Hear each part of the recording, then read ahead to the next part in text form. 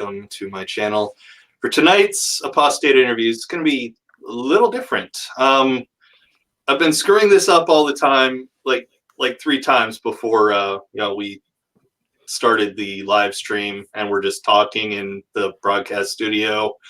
But tonight I'm talking to a polytheist pagan instead of pantheist, because my brain fucked that up and mixed them up for some reason. But tonight I'm talking to Cingeto. How you doing tonight? I'm doing good. How are you? Doing pretty good, other than, getting pantheist and polytheist for no apparent reason mixed up. But the human brain's a tricky thing, I guess, is a good way to put it. Very tricky. So I like to start and finish all my interviews the same way. Could you tell us a little bit about yourself and your channel? Alrighty. Well, I am a Gaulish polytheist, which refers to the general ancient religion from Bronze Age to Iron Age France.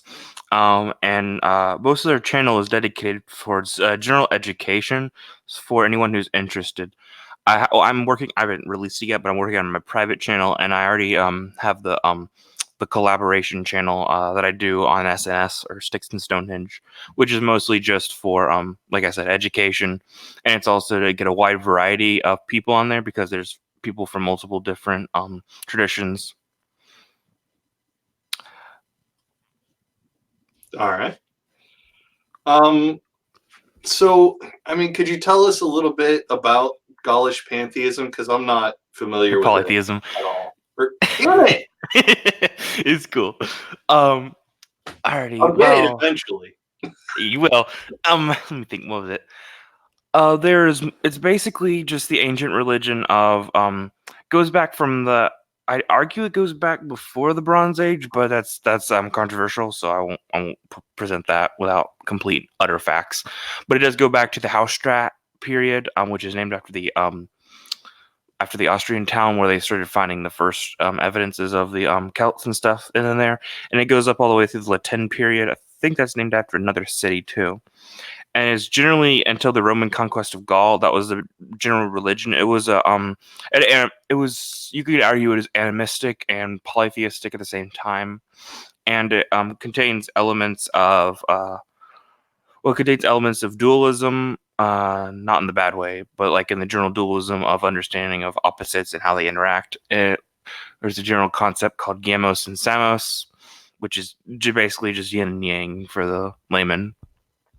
And then there is, it's polytheistic, so there's multiple gods, and it's hierarchical within the structuring of that, like Greek or Roman or any of the others as well. What else? It has, I already said, animistic, and it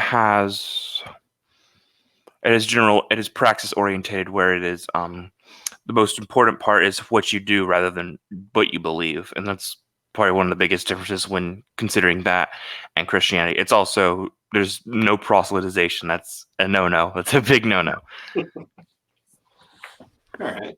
I don't know how many of my viewers are more casual in their knowledge of this kind of thing, but could you explain what animism is? Animism is basically the general belief that whether it be a rock or a tree or whatever, everything has a sort of spark of an esoteric essence or a greater essence than just the simple atomic makeup. Kind of like everything is a spirit. That's probably the best way to put it, but it's a bit different than that. But I think it's the best simplification of it. Would a good comparison be, was that song? I think it's Colors of the Wind from Pocahontas. Would that be a pretty good? To my knowledge, their portrayal of the Native Americans was meant to be animistic, so it could be similar in that capacity. Though animism plus polytheism, because animism alone wouldn't have a hierarchical structure of divinity, where polytheism tends to. Okay. So what's the hierarchy of gods that you follow? Like, do they have names, or are they just sort of there? They have names and titles and things along those lines, like Tyrannus, the Sky Father, and then it goes down. You could look at it as a. There's been several charts made of, at least for the Irish stuff. If I can find the Gaulish stuff, there's been some descendant charts. The best, in a lot of the mythologies and stories and stuff that you can find, there will be descendants and things along those lines, which would lay out basically who begot who and things like that, and that would give an idea of the hierarchy. Sometimes it can mess up, and sometimes the same God's supposed to begot the same God because myths aren't supposed to be literal. So that would let me think. So it gets complicated, but generally the descendants would be how it would go. If I can think, still a lot of the hierarchy. I'm still trying to figure out based off of what I can evaluate from Proto-Indo-European sources and other things along those lines. So there's the Sky Father. Then there's probably the god of. I don't really know yet right now. I'm actually still trying to figure some of this stuff out. That's a interesting question. There's nothing at all wrong with saying I don't know. In fact, if you don't, it's the only honest answer. So, like, out of the gods you're familiar with, is there? I'm not totally sure how to phrase this, so correct me if I say it incorrectly. Is there like a patron god you have, like one you worship primarily over the others, or do you go with the Sky Father and just sort of kind of go down the line from there? I mean, I would consider myself to have a lot of patrons, but the one I focus on the most, so I guess technically that's really just the patron, would be Tyrannus, the Sky Father, because he's also the at least according to how from what I found of the sources, the god of the Druids, and I'm pursuing Druidry. Okay. Could you explain what Druid is? A Druid would basically be. Do you know what a Jesuit is? It's not always good to compare it to Catholics, but it's probably the best I can think of. It's sort of like that. It's where you have a lot more knowledge on a. It's basically being like a philosopher or a theologian, trying to get a lot more knowledge and deeper into it, trying to become the person who helps figure out the theological structures and stuff, and working on it, especially with something newer like Gaulish polytheism. All right. All right. So let's change gears a little bit. Can you tell us a little bit about the religion you used to follow? Depends on it, if you consider them separate religions or not. But at first I was a charismatic Christian, which is kind of like Pentecostal, but without the rules and more focusing on the spiritual highs. And then I transitioned from that to Messianic Judaism, which is like Judaism but with Jesus and the added stuff of Christianity and that baggage. Okay. That's interesting because you don't really hear too much about At least I don't hear too much about Messianic Judaism. It's one I can't really say I've come across very much. It's just would you say it's like either Judaism or Christian light, or I'm not sure. It's more akin to Christianity, in my opinion, than Judaism because the foundations are still Christian. It just looks more Jewish. Okay, so I'm guessing they follow they celebrate the old holidays too, or Okay. Well, they don't really celebrate. They kind of celebrate the Christian holidays. It's kind of iffy when it comes to that because some people will not celebrate Christmas and stuff, and some are like, I don't really care. But they do celebrate the Jewish ones. That's pretty defining. They also hold to pretty much the Jewish traditions because it's a distinct belief that you're supposed to, if you want to properly honor Jesus, because Jesus was a Jew. All right. So a couple of things that I want to hit on before we move along. What is it that got you to leave charismatic Christianity for Messianic Judaism? Well, I mean, I technically wasn't the one who left. It was my parents because I joined when I was 10. Okay.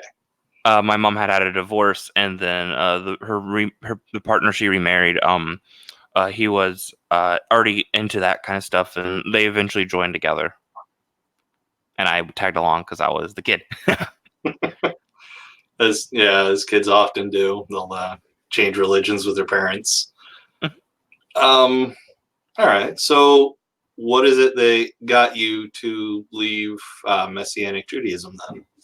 It was build up, and it was also feeling like I've been lied to, and it was also feeling also an understanding of my unhealthy obsession with becoming Jewish.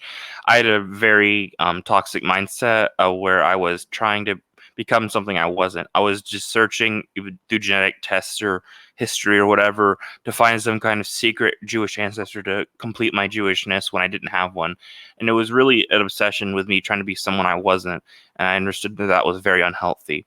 It was also because as I was going through this stuff, they were still, even as Messianic Jews, very evangelical Christian, creationist, all the shebang with all that stuff. And once I finally actually learned some real science instead of the crap they spewed in class about how evolution just means your grandpa's a snail, that's what I was told. But once I finally found some real science, I realized how much I'd been lied to, or at least how much my parents had been deceived, and spread that to me. And I decided to leave because I just can't put up with that kind of stuff. If people are going to try to found their religion on lies and try to keep me in through lies, I don't want that. All right. It's not a good thing.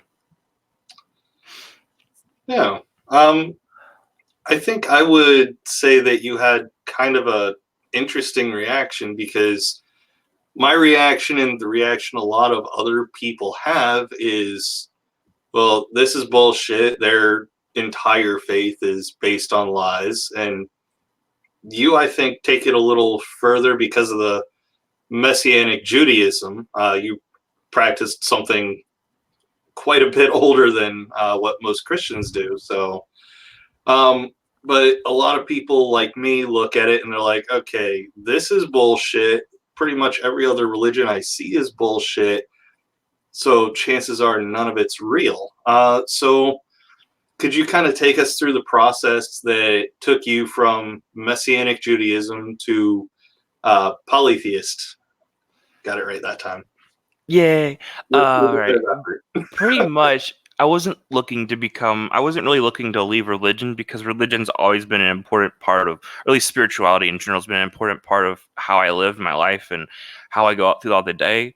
And it's something I've always seen to be innate, and I've had a lot of experiences that would at least confirm it for me personally. Generally, what I was doing beforehand, before I left, was I was researching a lot of Gnostic stuff and interesting stuff that lended more towards a pagan lens than a Christian one primarily, or a Jewish one. I was going over like the Book of Enoch and things like that, and that drifted me into Sumerian mythology, and I dug through that a bit, looking at figures like Humbwabwa, if I'm saying it right. Hope I am. The giant with like the intestines face and all that stuff. Because I remember reading about him within the Book of Giants, which is an apocryphal biblical text. And I searched through those for a while, and then eventually I did want to pursue something that I didn't want to give up on spirituality. I wanted to pursue something that I wouldn't feel like I'd have to enforce myself into a whole new identity, because I remembered that all right, what was I saying? Okay, I didn't want to I didn't want to have a religion where my identity where I would try to strive for an identity I didn't have, or strive to be someone I wasn't. So I looked into my family line and where they came from and things like that, and that eventually led me towards Gaulish polytheism, because I'm descended from French Huguenots. So that would be in general how it happened. I remember a lot of people I've listened to also made some arguments that did convince me, arguments from experience and things along those lines, like Ocean Keltoy. I think you know him. Spoken a couple times. And also I remember what else. And I just remember, in general, just really liking the kind of older stuff and appreciating at least how it was culturally and things like that, and the impact. Like, I remember one quote from a teacher, my history teacher. He talked about how mythology isn't just a story written by some people; it's a record of the culture and how they lived. I always liked that. So I guess if that'd probably be the best description of why I did and how I did it. You think that's suitable, or is there anything else you think I need to add? Well, I mean, it's your stories. I know. I'm just trying to think. I hope I'm not leaving anything out, because yeah. All right. Well, I mean, I am kind of curious about something because experience is a very subjective thing. So I'm kind of curious because for me, argument from experience isn't enough to be convincing. So what is it that you found so convincing about other people's experiences, especially when there are so many other pantheons? That's just the thing. I don't deny the existence of other pantheons or other people's spiritual experiences. I'll deny contradicting things, like I don't believe that there's only one God, which would contradict all the other experiences and things along those lines. And I don't try to apply the argument from experience towards people who didn't already have those experiences, or I don't even try to force on people who had them in the first place. It's a solely subjective argument, and when put subjectively, I consider it to be strong. When putting it out for other people, I consider it to be weak. I don't try to convince other people with it because I had an experience. I just try to I just use that to justify my own stuff. And you're right, people have had all sorts of experiences, but I consider most of those to be real. Without the because I don't think you can experience things like a God, an all-encompassing God. I don't know how you'd experience the infinite. Like, does that make sense? I don't think you can experience that. So that wouldn't make sense. It doesn't make sense from a doctrinal standpoint, because it doesn't make sense, because it wouldn't make sense to experience that in the first place. Yeah, I do find the problem of omnipotence to be pretty insurmountable. No, it is. That's why I don't believe in omnipotence.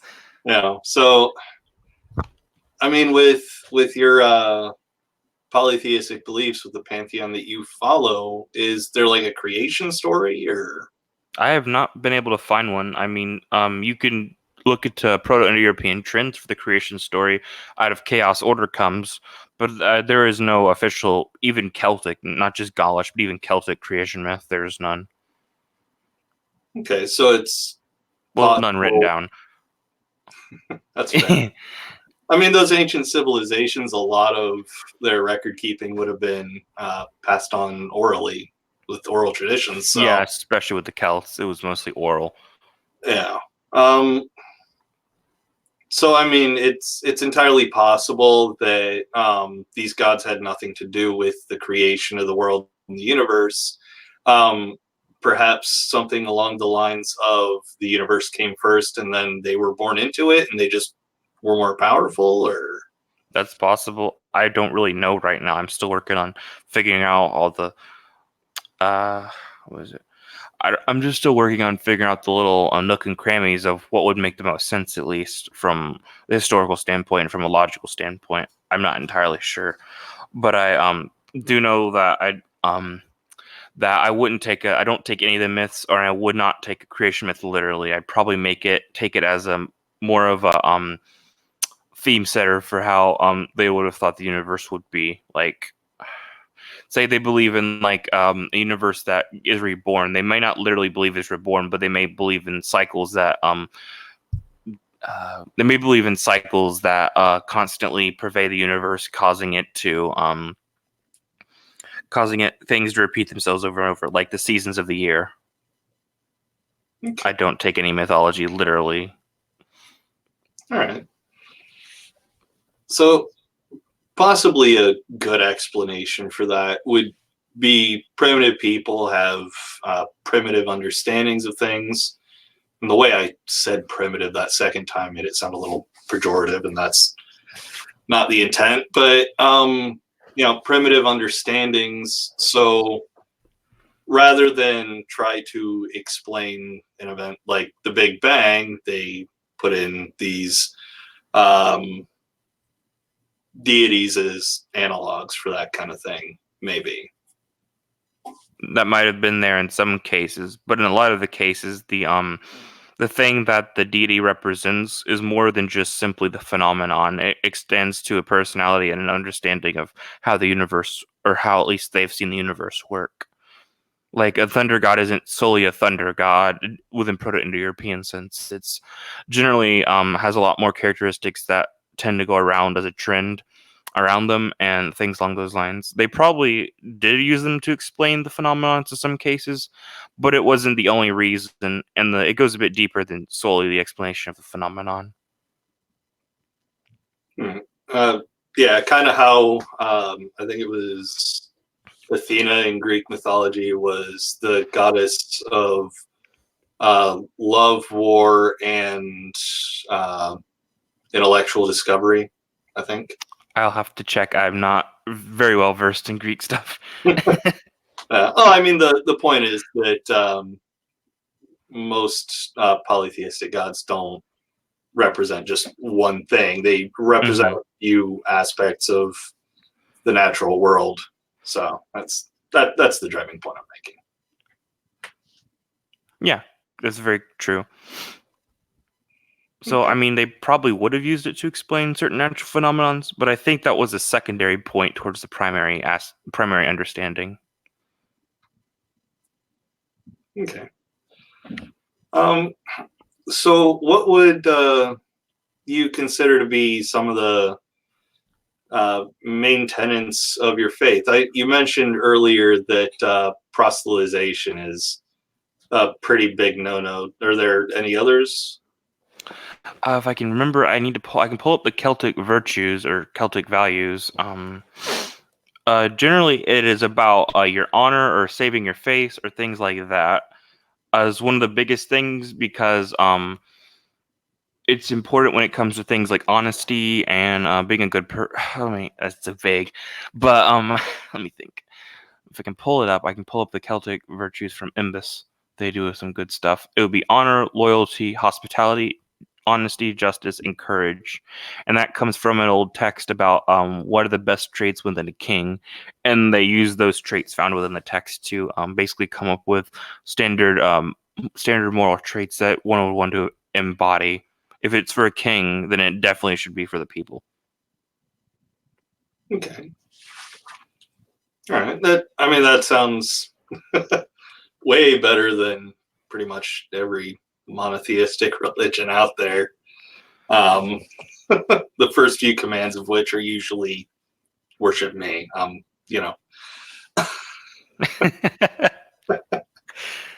There's no you can become multi-traditional. There's no command to be solely within this religion. You can look into other philosophical systems or beliefs if you wish. That's your choice. These are just the main values you're supposed to imbue or have pervade you. I'm using the right terms.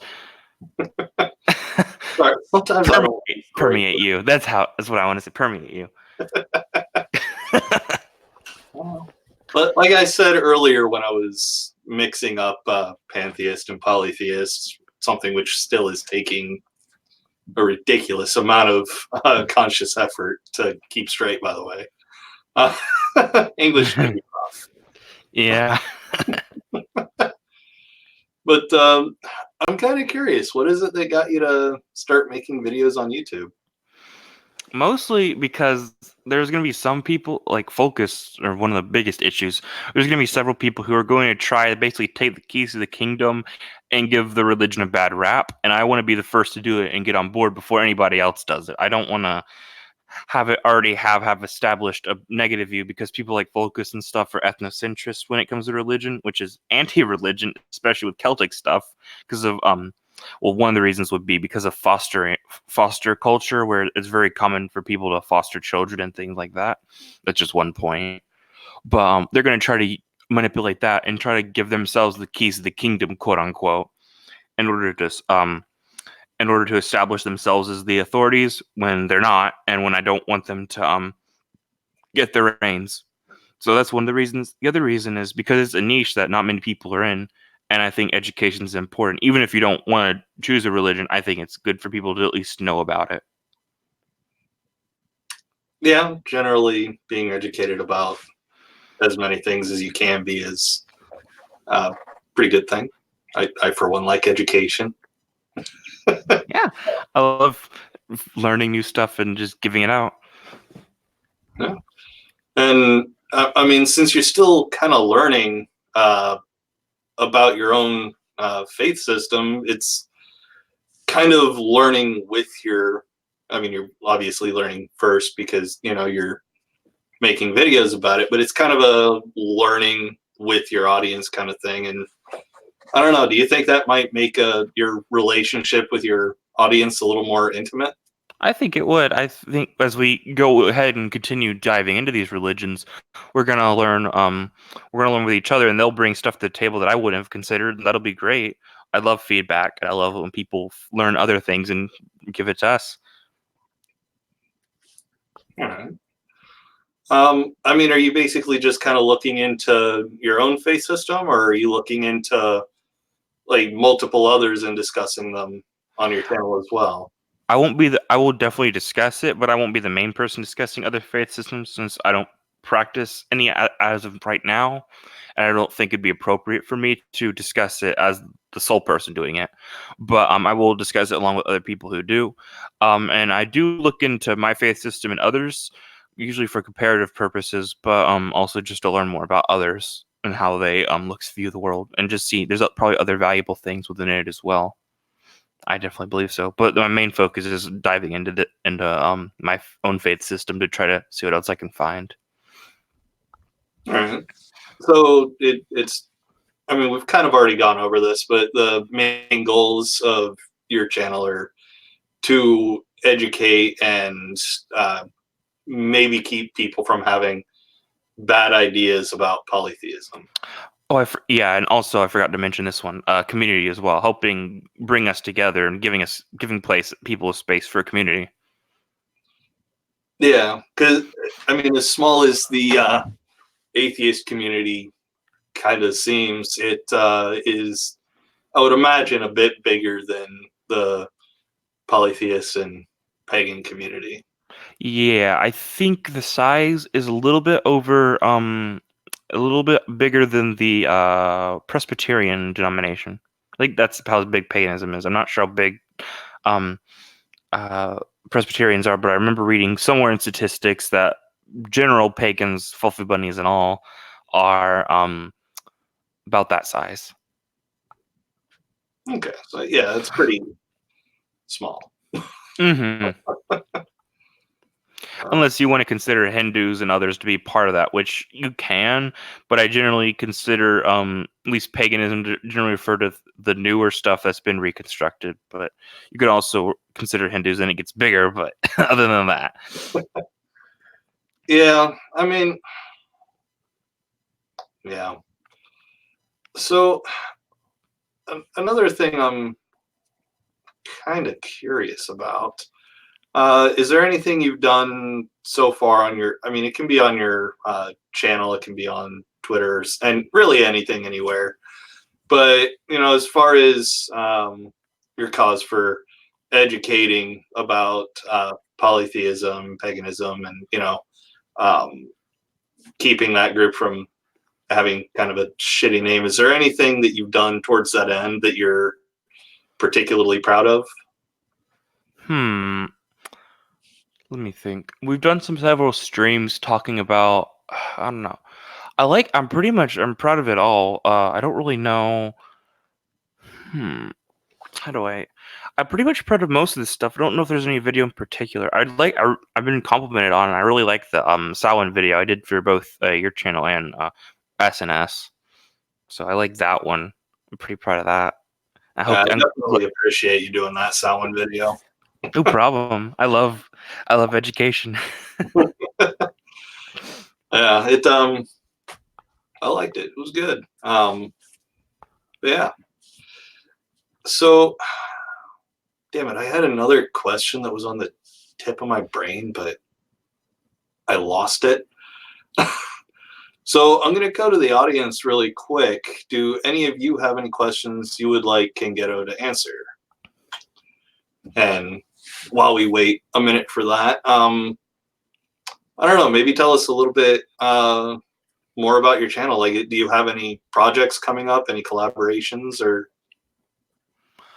I do want to not interview. I do want to get a few people on to other Gaulish polytheists on eventually to discuss some stuff, and I do plan on doing a series that outlines the religion in more details, because I'll have to break it into parts, which will allow me to actually get to the full nitty-gritty of the details, like the gods, and if I can figure it out, might be where they lie within the general structure. And then I'll probably explain other things and get into other things. I'm definitely doing stuff on the holidays. I'm continuing that with other videos, going down towards the winter ones, and then towards the February, spring, etc. I'll be trying to do videos on all the holidays so that people have an idea of what they're about and the themes that they might want to would like to have within their practice of the holiday, things like that, or people who are just interested in the history of it, like you. So I'm doing the holiday one. I'll be doing the ones on the gods, and then I'm considering doing one on cosmology and things like that. Not cosmology in a literal sense, but in a sense, how do I put it? Cosmology in a sense that explains patterns within the universe or things like that, like I was talking about earlier. Okay.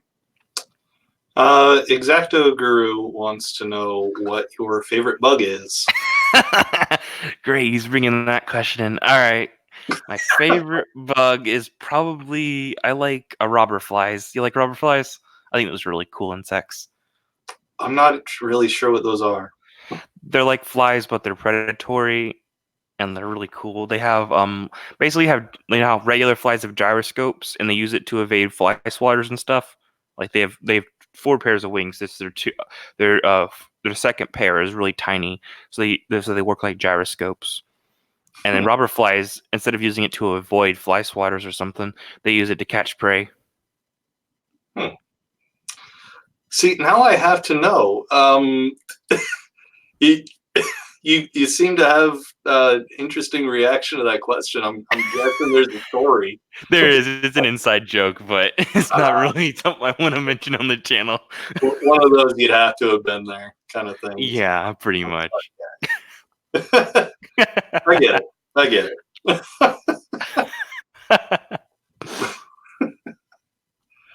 Oh hell.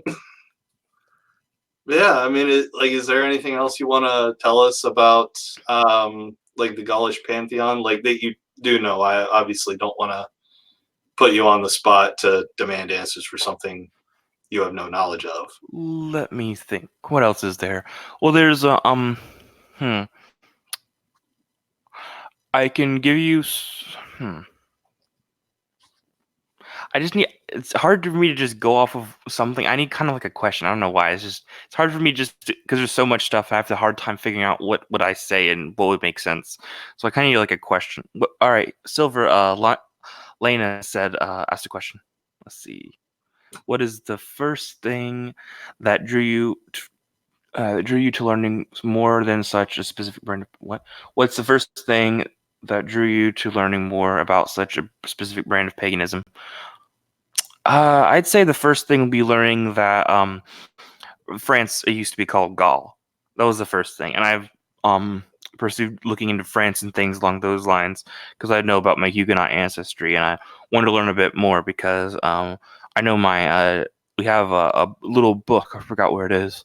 We have a little book that outlines the specific who begot who, and a long line going back to the our ancestors during the wars of religion in France. I think that's what you call it, when the Huguenots and stuff were being kicked out of France. I remember we have a book that goes back from then. I think we have other records too. I just can't find them at the moment. So that'd be the first thing that I saw. All right. That actually makes me kind of curious about something.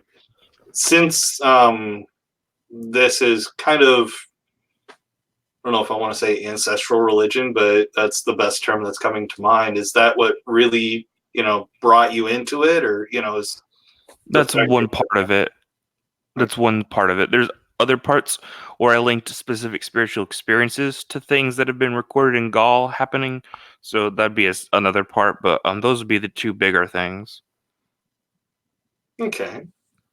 Like, have you ever been to where your ancestors used to live in I Gaul? wish.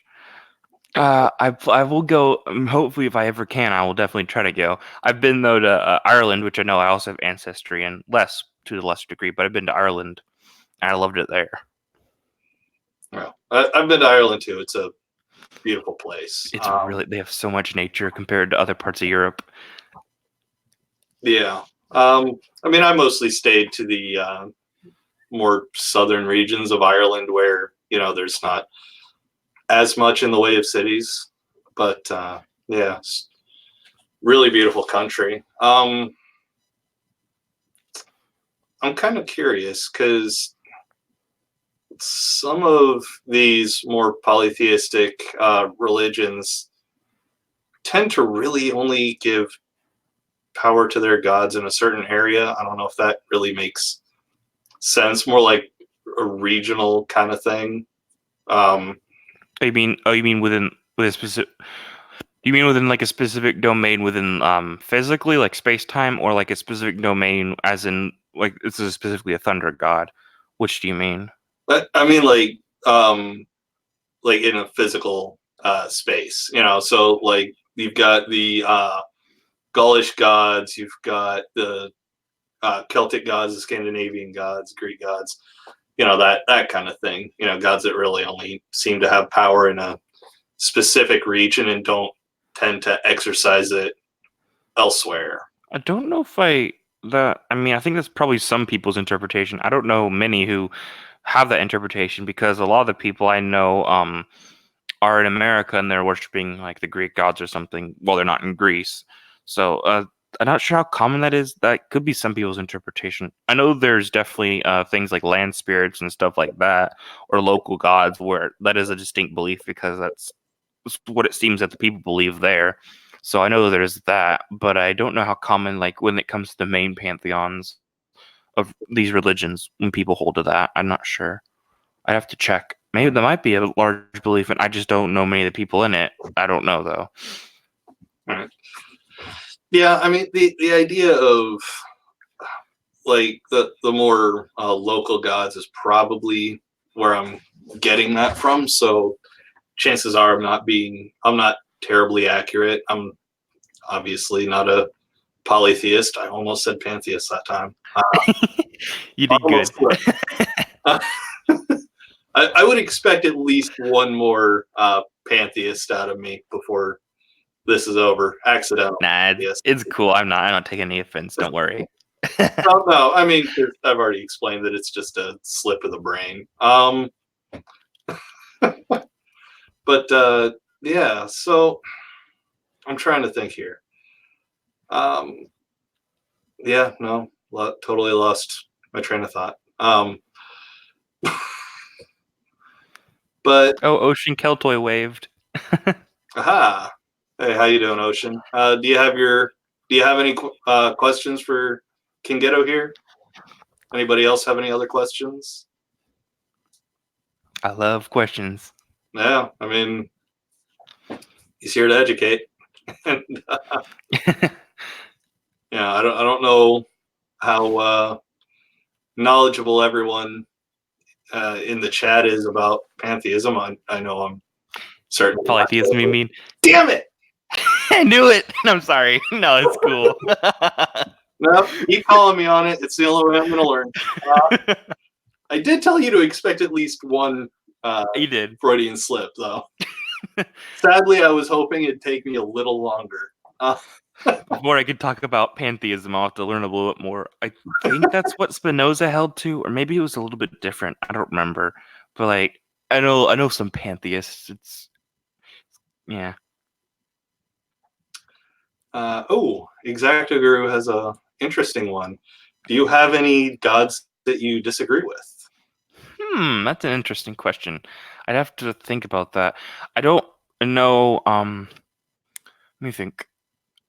It depends on what you mean. Like I know that in myths there's examples of gods doing horrible things and along those lines, and I would definitely disagree with those things. But I don't think the myths are literal, so I don't think the gods literally did it. I think it was more of a understanding or a tale to express certain morals using the gods and using an explanation of their roles within that. So I guess yes and no if along those lines, if that makes sense. That's getting a bit of a laugh out of me, flip-flopping pantheist and polytheist again. Let's see. Celery had a question. Yep.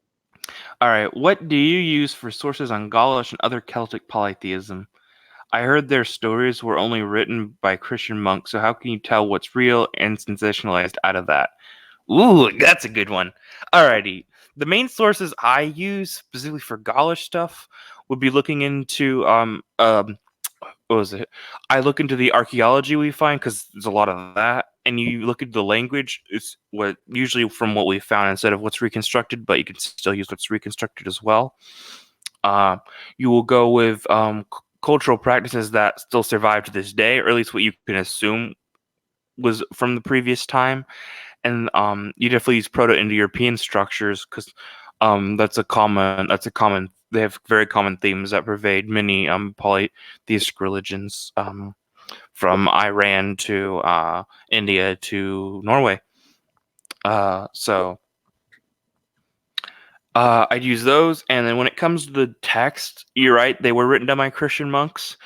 But you can also heavily see that they literally admit that these are pagan as well. They admit that these come from pagan past. Like they'll say that the Dagda was a god that the Celts worshipped or that the Irish worshipped and things like that. And then within the Welsh stuff, it's a whole lot more Christianized, and it was also written a lot later within the 14th century instead of like the 7th with a lot of the Irish stuff. So when you look into that, it gets a lot more, and you're gonna have to use the Welsh stuff more for themes than because it's more like tales based off of the old gods than really stories that would have been traditional or passed down about them, at least from what I've learned. So when it comes to that, they would you'd have to treat them with a bigger grain of salt than the Irish. But people usually, since people know Christianity well enough, they can usually take out what is probably Christian and what isn't. Yeah, I mean it does strike me a little bit like the way the way Beowulf is told now, because it was the Christians that originally wrote it down, and obviously they interjected their religion into the story. Yeah, so it's an interesting matter of removing the Christian elements out of it. Yeah, I have a formula for some of that when it comes to certain things. Generally, when it comes to because they'll usually stick in like the Trinity or something or saints when it comes. What I've seen, at least within like things like the Carmina Gaelicia and stuff like that. I'm probably mispronouncing that name. I'm sorry, my Scottish Gaelic's horrible. But don't tell anyone I said that. Um, things like that. I've developed some formulas to help me out, at least when structuring new prayers or something along those lines. When it comes to that, and I would also use and also when it comes to the text in general, it's usually you can see how unnatural they feel and how they don't flow like the story would have been told. Like you'll see they're kind of like added in, like, and we don't believe this anymore, et cetera, et cetera, et cetera. Like it looks out of place. Also, when you look through the texts.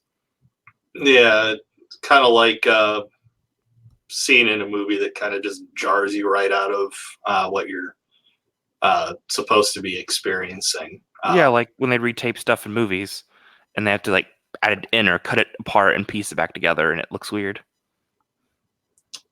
Yeah, that's With the Welsh, it's harder to do. yeah. It's just interesting. Do you have any other ways of figuring out what is the original kind of thing with the Gaulish pantheon versus Christian interjection or? Well, it wasn't. It's mostly with the Irish and the Welsh and Brythonic stuff. and the Breton, which is technically Gaulish, but yeah. What do you think? Technically, with that kind of stuff is the main stuff where the Christians interjected their stuff. You can look to some French saints and stuff, and probably I'm saying stuff so much.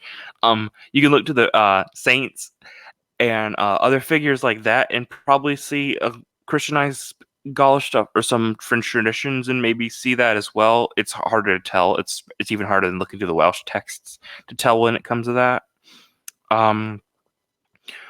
So what was the question again? I'm sorry, my brain farted.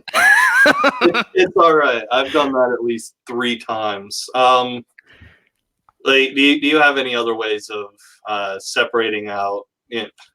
Actually, to borrow from the Bible, the wheat from the chaff. That's what I was gonna say. The original polytheistic intent versus the Christian interjection.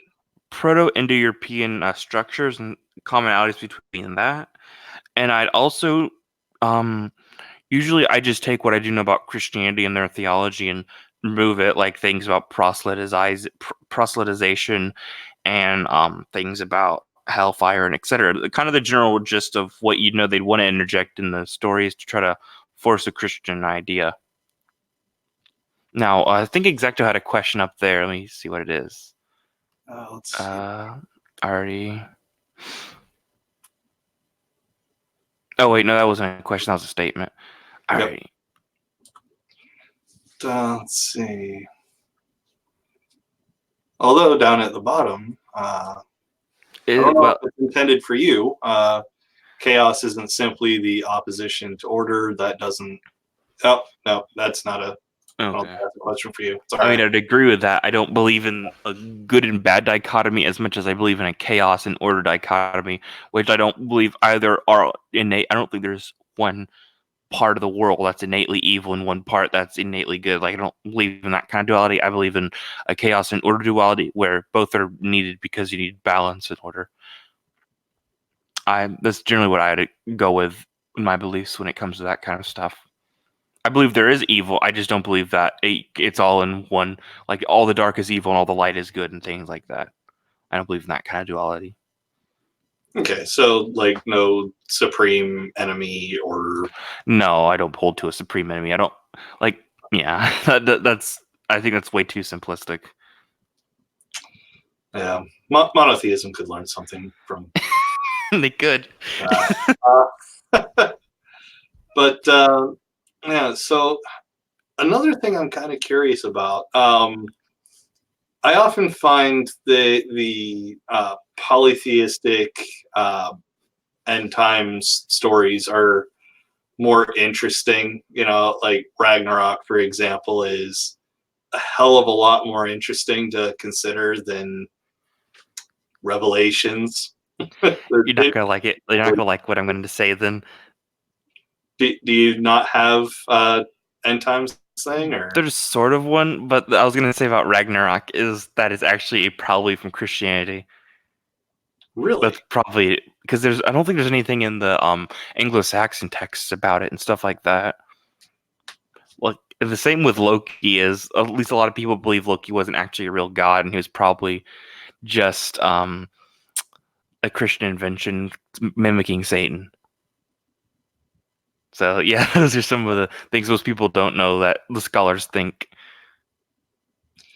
I mean, I don't really see it though, because Revelation, the world ends in fire, and Ragnarok, it ends in ice. So, True. a total flip. Ocean agrees with me, and that's what I need. No, but Ocean also said that we're cooler. I'm presuming talking about. It is a cooler in time story though. I'm not gonna lie about that. Revelation's just like an acid trip, and Ragnarok's like a cool movie because it was a movie. Yeah, parts of it were hilarious. But yeah, Ragnarok could be Christian based, or Maya asked a question. Ragnarok could be Christian based in 2 ways, to my knowledge, from what I've learned. Remember, I'm not a Norse polytheist, so take my stuff with a grain of salt, a large grain of salt. But from what I know, it could either be It could either be Christian based in a way that they're trying to remove the gods and make it seem like the gods kind of disappeared, and now we just need the Christian God. There you go, etc. We're done here with paganism. Or it could be where it's basically copying Revelation because they like the narrative. And I think the first one I said for that one is how it was with the Gaelic stuff, because with the Gaelic stuff, it is shown that the Tuatha De Danann, or the Gaelic gods, went ahead and just went underground and stuff instead of being considered demons or something. They were more or less considered the old gods, and then here you have Christianity coming in, and there you go. It's more like kind of like an end time story, but not the end of the world, but the end of the old religion, end of the gods. All right. Ocean said something that I actually am kind of amused by. Ben ended the world because he desired head pets. Got to pet your dogs, folks. Yeah, otherwise they'll end the fucking world. Yeah. Oh shit. I shouldn't be so easily amused, but it's cool. I'm easily amused too. But yeah, Mr. Sangelica, I'm learning so much. I'm gonna need to rewatch these. Go for it. There you go. We get more views. And definitely head over to Cingeto's channel, where you will learn things. StreamYard wasn't being the most cooperative thing in the world, so it originally wasn't putting the stuff that I put in the description on the YouTube thing. So if there is no description, despite me trying to fix that, let me know, and I'll try it again. Because StreamYard doesn't always like to be cooperative, but hopefully it's there. I actually do have one last question for you. And I kind of want to know if you have any holdovers from your previous religions, charismatic Christianity and Messianic Judaism. Is there anything that you still kind of deal with coming from those, or have you managed to move on, at least for the most part? I've moved on with some things, but by no means am I clear from all the old holdovers. I still have to ask people if this is an old holdover or not, because I have a hard time telling. I'm still trying to teach myself proper critical thinking, because I really wasn't taught that as a kid when it comes to all this stuff.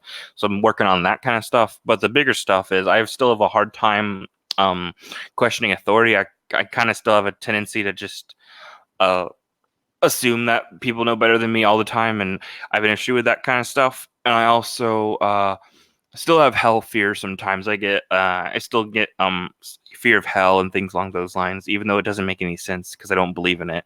It still happens sometimes. So I have holdovers along those lines. Yeah. I try not to let it manifest toxically, though. I try to keep it internal and deal with it there, then let it manifest in any other way. I don't want to become a toxic person and let the latent Christianity affect me in that way. Yeah, I totally get that. Actually, I think that might be one of the more interesting answers I've gotten, because usually it's, I still kind of am afraid of hell, because I mean, Christianity does, if nothing else, a fantastic job of beating that particular fear into your head. You mentioned still having that, but I do, but I think it's going away.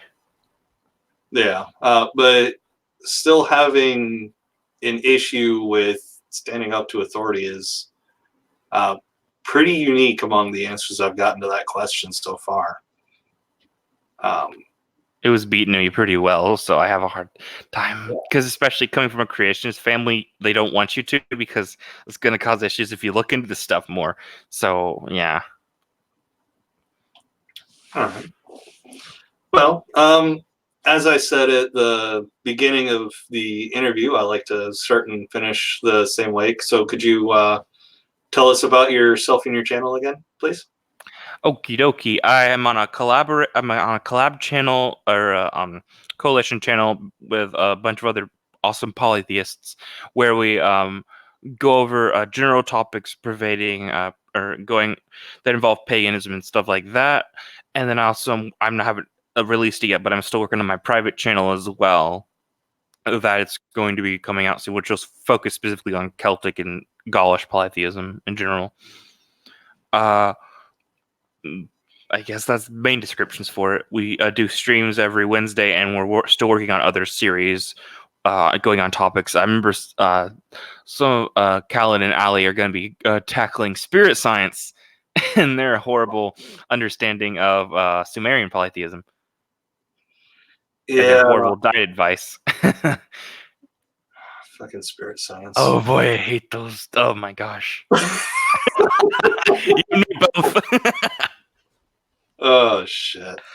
That is one of the bigger things I think everyone in our respective audiences can agree on is fucking spirit science. Oh, definitely. We can probably agree on a lot. I mean, I didn't even go into my Ken Ham story. Oh god. Ken Ham. He's an ass. I met him. He's an ass. Yeah. But yeah, like I said, everyone, you should be able to find all links to Cingeto's channel, Twitter, all that social media business down in the description. If not, let me know, and I will put it in again and hope like hell it actually works this time.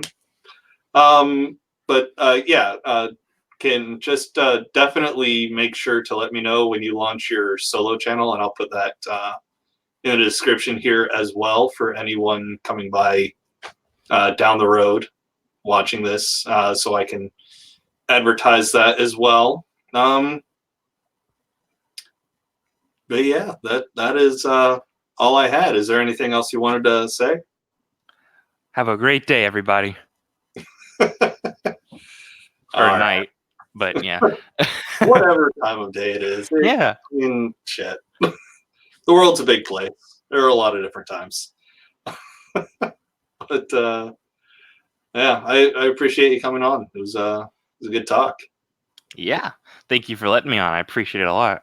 Yeah. And thanks again for that Samhain video. Definitely took a little bit off my plate. My pleasure. All right, everyone. Take it easy and see you in the next one.